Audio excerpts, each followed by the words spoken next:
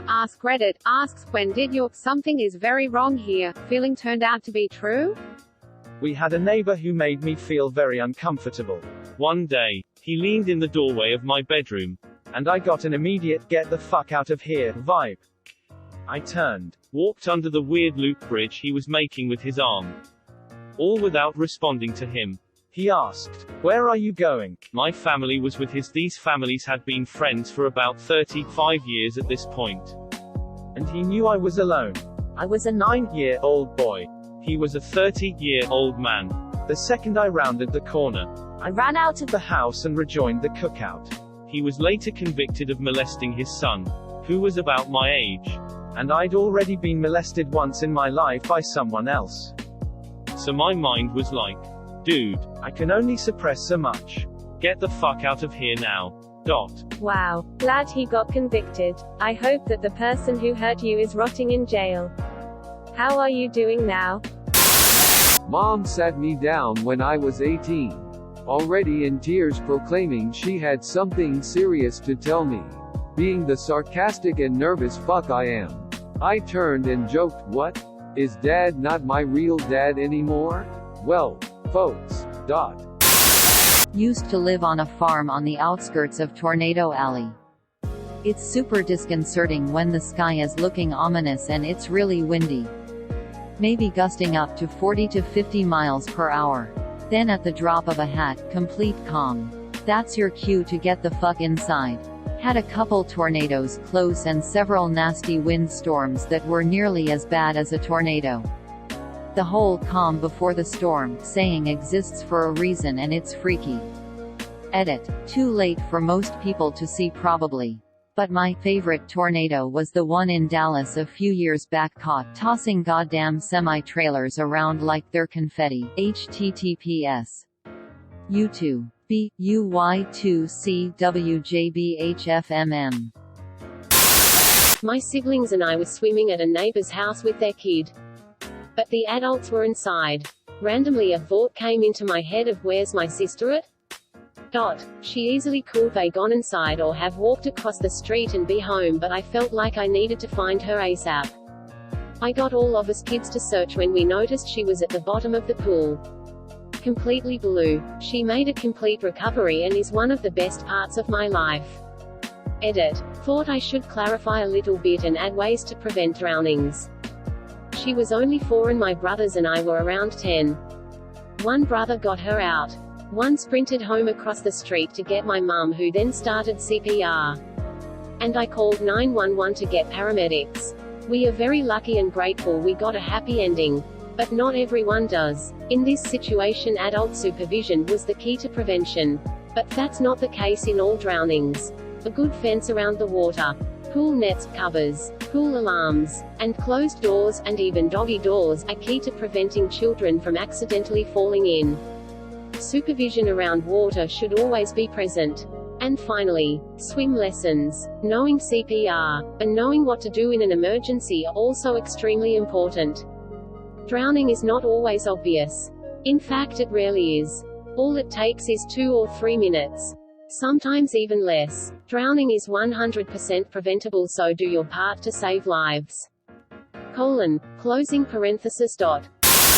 Have a friend that would essentially answer a text message during sex. He was that attached to his phone. He didn't get back to me one day and I noticed his FB hadn't been updated yet. I tried hitting him up a few more times. Something didn't feel right. Told a few friends. Most wrote it off as nothing. Because this guy always seems happy. He lives like an hour away. Finally I get someone to go with me to hang out with him. Worst case, we'd say we were gonna be in the neighborhood, that's why we were hitting him up. Had we not done that, he was going to kill himself that night. We showed up and he just started crying immediately and saying that he needed help. We outright intervened in a friend's suicide. He was always so active on social media as a way to hide his depression. It chills me to this day that if maybe I don't write him and get a strange odd feeling that a friend might not be here today. Edit. A quick follow-up. He's actually quite good now. He struggles still but will talk about it and allows us a bit more into his life so that we can help. He's got issues that I myself have, but would never mention it before. So now we can talk about a lot more things. But overall, he got the help he needed and lives pretty well these days. My mum and dad had this friend that I hated. I thought he was just creepy and weird, and when I'd tell them I hated him they were like, be nice. Exclamation mark. Exclamation mark. Blah blah blah. Turns out he molested his stepchildren, now he's in jail. I think these unconscious feelings we get are really important and can be extremely beneficial if we learn to listen to them. But we're taught from early on to ignore them and act opposite what they tell us. That's a dangerous game to play. There is such a thing as a feeling of impending doom when your body is like, yo, you are about to die. It is a real thing. I had not been feeling well, and all of a sudden I Saturday up and had a distinct feeling of you are going to die soon if you don't do something. I drove myself to the and on the way was getting chest pains. I went in, told them, and they took me to the back. After some tests there were a lit of people around me injecting me with a lot of different stuff. Turns out I had a pulmonary embolism, blood clot in my lung, which at any second could have gone to my brain and killed me then and there. The doctors said if I had left it any longer I would have been dead. Thanks brain. Edit. I am getting a few messages about a clot going from your lung to your brain. And I guess that can't happen. I think they probably told me the clot could have either gone to my lung or brain. I was on a lot of morphine. Closing parenthesis dot. The end of April, my friend and I were to meet up for drinks. He didn't show, didn't answer his phone, didn't respond to my texts. I knew he was dead. I got the call the next day. He died in a car crash on his way to meet me. Edit. For those who are asking why I'd immediately jump to that conclusion, he was always consistent. Always return a text quickly. Wouldn't have missed the call otherwise. It was the first nice day. He had his sporty car out. I'm terribly sorry. Jesus no. That's so heavy to have to deal with. I'm so sorry. 4 students of mine won the first prize for a project they did and we all got a free trip to London. We had spent the day sightseeing and were exhausted, so we got an ice cream and Saturday on a bench in a park to relax. A couple of minutes later I noticed this couple walk by slowly, staring at us. My spidey senses go mental. I do not like these people for some reason. She walks by and sits on the bench next to ours and he sits on the bench across from hers. They aren't talking, just looking at each other. And that is when I notice her reaching into her pockets. I jump up, grab my students and run out of the park. My poor students are confused AF and wondering WTF is wrong with me. When all of a sudden we hear screaming. Turns out she stabbed a couple walking through the park, trying to rob them. It scares the ever-loving fuck out of me knowing had I not gotten my students out of there, we would have been stabbed and robbed. Edit. After reading all the comments, I would like to say that even though that did happen to us, London is a favorite destination of mine. I've been back twice since then. I just avoid parks lol. Also, thank you for the gold. Closing parenthesis dot. IF was just 20. In London on my own. On my OE, I met a guy, I can't remember how, and we went to a pub for a drink. I took a photo of him with my camera and then he asked for the camera and took some photos of me and looked through them. We left the pub and he was trying to get me to go somewhere in particular while I just wanted to stay public and go to another pub. I felt like something was off. And he seemed to get angry that I wasn't willing to go with him. So I basically walked away from him. Later I was looking through the photos on my camera and realized that he had deleted the photo I took of him. I'm certain he had a bad plan for me and I learned a really valuable lesson that day. Edit. OE equals overseas experience. Sorry, I'm Australian and the abbreviation is so common here I forgot to be clear. It's very common for Australians and Kiwis to head over to London or Europe for a time. before settling down into our careers, family. Also, this was about 15 years ago, so it wasn't on my phone. It was a basic camera. It happened at the start of my 4-month trip around Europe, and I was so much more careful after that. Edit 2. A lot of Australians are commenting about not being familiar with the OE term. It must be something I've picked up more from spending time in NZ. I have lived in NZ before. And time with Kiwis, New Zealanders, living in Australia. I didn't realize it wasn't so well known here.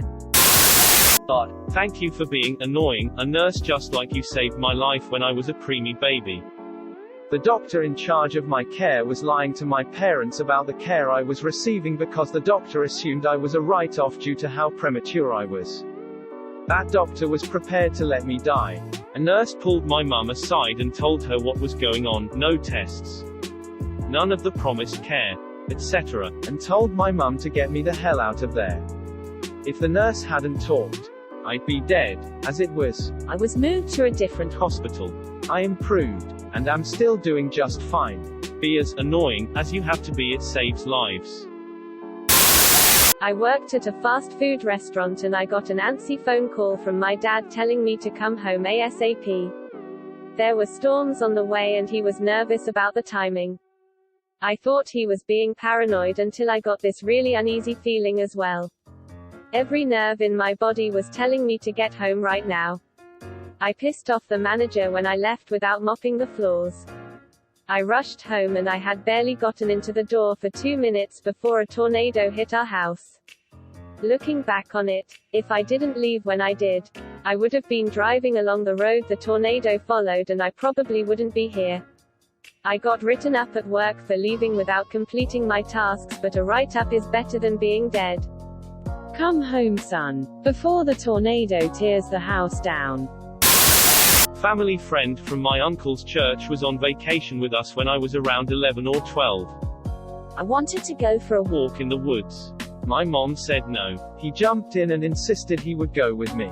She says yes. As we're walking, I'm getting this weird vibe from the guy. He keeps insisting on taking pictures of me. I keep getting more creeped out. Eventually he's got my cornered and my mind just goes into total fight or flight. He's got his hands on my thighs and there's nowhere I can go, so I'm plotting in my head how I'll launch myself at him and gouge his eyes out. Just as I'm about to make my move, a relative who knew he was a pedo and was worried about what would happen makes his presence known. A few years later, the family friend went to prison for raping a bunch of kids, including most of my cousins. I'm pretty sure I was almost raped that day.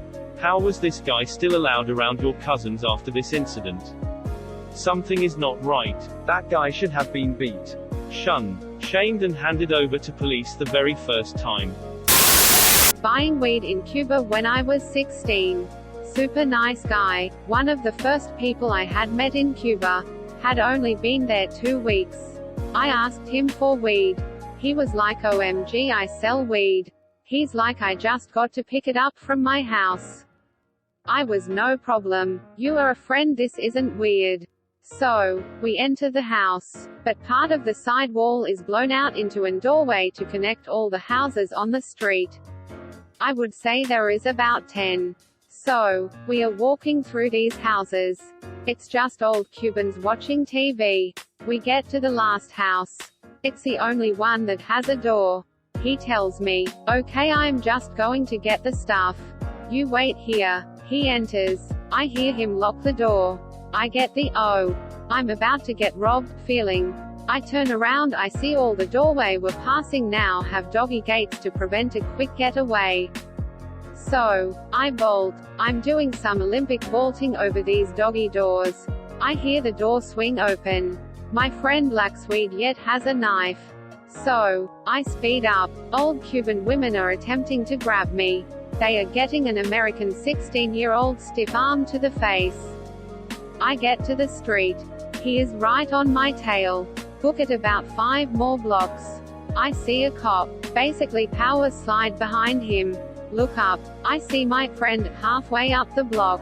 Gasps. Turns around. Yeah, I made it to base. The Cuban cop said something to me. I don't speak any Spanish. So, I just shrugged and walked in the opposite direction. Never saw my friend after that. I was at my grandparents' for a gathering and me and some of the other older kids were playing catch or tag in the front yard. I can't exactly remember. Doesn't matter. The younger kids were playing in the backyard. Doing whatever the hell kids do. While playing, I could swear I heard a crying, wailing, screaming sound. But it was very quiet and distant. It was one of the most horrific screams I've ever heard. But I asked the others and they didn't hear a thing. And all insisted it was nothing. I don't know why but felt absolutely dreadful and terrified. Yet everything was fine. So I decided to go check it out. I run into the backyard and it turns out my little sister, 4 to 5 years at the time, was bleeding severely. She was covered in blood and trying to crawl towards the house.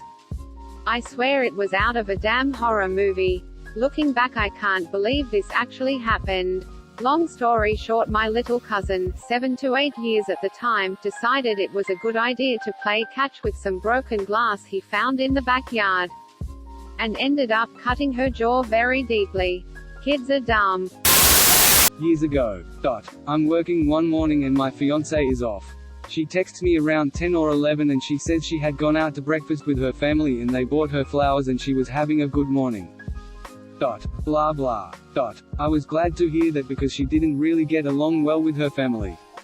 The more the day went along, the more it all didn't sound right. Later that evening, she was acting unusual and she wouldn't tell me what was going on.